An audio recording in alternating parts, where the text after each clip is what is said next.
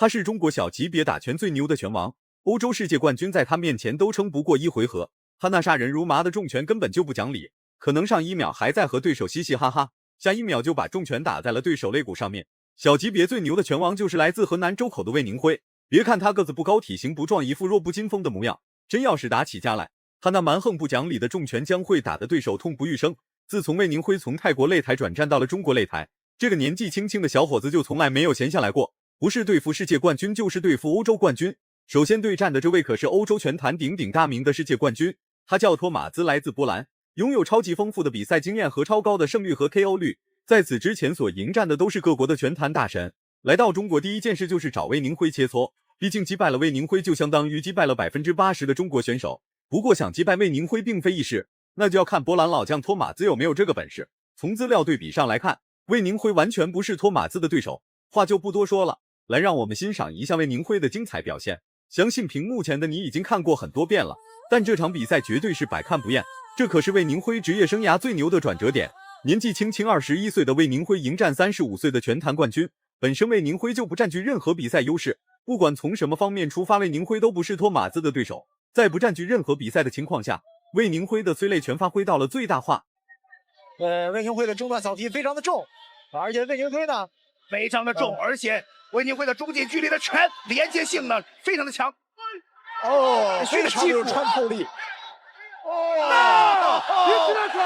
40秒不到，托马兹就倒了下去，单膝跪在地上无法自行站立，一旁的裁判都已经看呆了，完全不敢相信眼前这一是真的。21岁的魏宁辉竟然 KO 了拳坛大神托马兹，这次胜利直接将魏宁辉推向了一个旁人遥不可及的高度，让魏宁辉这个名字有了一个更高的含金量。更大的意义，曾经是日本的 K1 的冠军、传奇冠军磨砂豆的把式，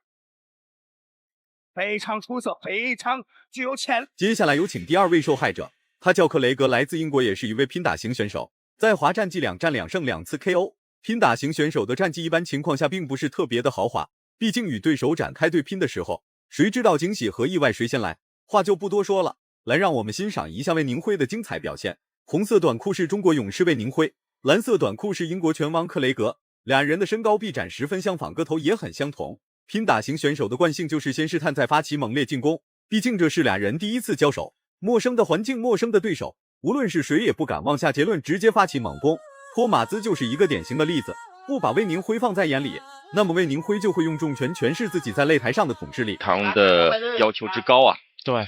克雷格是在昆仑决49日本东京站的时候点胜战胜了中国的选手白立帅。而魏宁辉是在昆仑决49东京站的时候，第二回合 KO 了日本选手许诺杨佑，获得了出线资格。对，其实他们两个是同一天出现的。克雷格我了解啊，他是习练传统泰拳为主，而且比赛啊也是在泰国的比赛比较多，所以他的看他的战绩要比魏宁辉要多一些。但魏宁辉的那个昆仑决战绩比他多一点啊，对，不出拳是不出拳，一出拳就特别的炸裂，说不定下一秒就能直接将克雷格送入梦乡。然而拼打型选手的体质都很好，硬扛几次重击完全没有什么大问题，除非魏宁辉的重拳打在了克雷格极其重要的要害部位，不然克雷格绝对不会轻易的被击倒。同理，魏宁辉也不是随随便便就能被击倒的人，先打头再击腹是魏宁辉惯用的伎俩，大招就是击腹。对。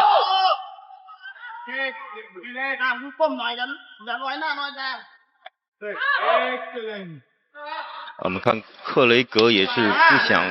一上来就让自己处在下风啊，逼得还是比较紧。随时保持压迫感。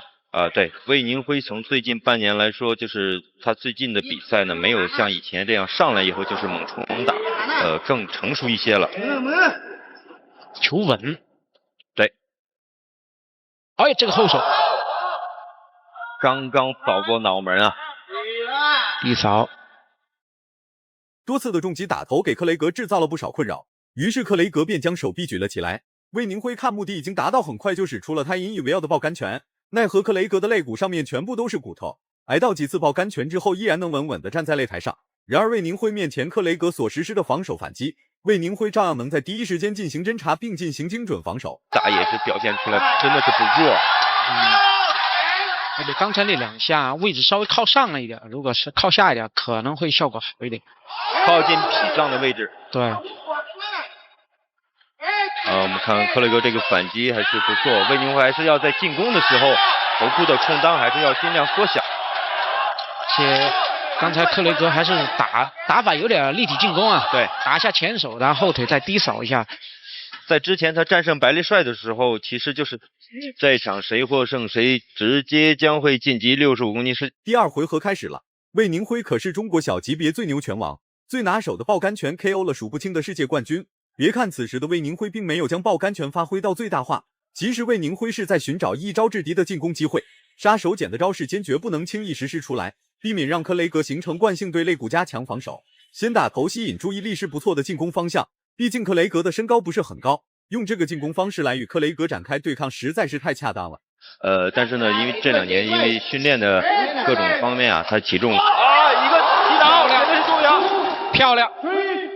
一个明显的漂亮的前手，小胖赖以成名的前手拳呐，果然是发挥了正当。一口气拿下对手组合，找好。本来魏宁辉是想打头影响克雷格的作战计划，没想到克雷格竟然如此不堪一击，被击倒读秒一次的克雷格很是慌张，完全抵抗不住魏宁辉所打出的进攻招式，慌乱的防守根本顶不住魏宁辉的进攻。拼打型选手的毅力很是坚定，就算是被魏宁辉压着打，也不会主动放弃反击。有了，逼到身边组合，要把他防守打散，对，一定要把他报价给砸开。对方不停的中扫，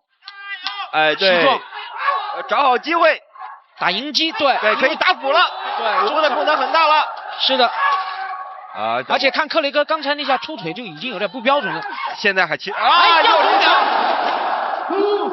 魏宁辉现在很稳健的，在没有更多的机会之前，自己是一直在寻找这个空当啊。如果这局再出现一次的话，比赛就将结束。对，连第一个回合里面读秒3次就。魏宁辉已经形成了碾压局势，说不定下1秒就会把击负拳打在克雷格的肋骨上面。此时的克雷格不知道是防守脑袋还是肋骨，这个时候正是魏宁辉实施击负拳最恰当的时刻。看他会不会使出击负？来了，击负，结束了，连续读秒3次，结束了，直接结束比赛。好，小胖魏宁辉强，直接晋级4强。因为你那个终结比赛的时间越短，你下场休息的时间越长，对你会越有优势。比赛结束了，魏宁辉成功以一招击负拳击败了2位世界冠军，一位是鼎鼎大名的欧洲冠军，首次来到中国擂台就遭到了光速 KO。然而英国拳王克雷格还算可以，最起码这家伙撑到了第2回合尾声阶段。不得不说，小级别当中的高手是真的多，像魏宁辉这种10分全面的拳王还真不是很多。如果满分是100分的话，你会给魏宁辉打几分？视频到这就结束了，咱们下期不见不散。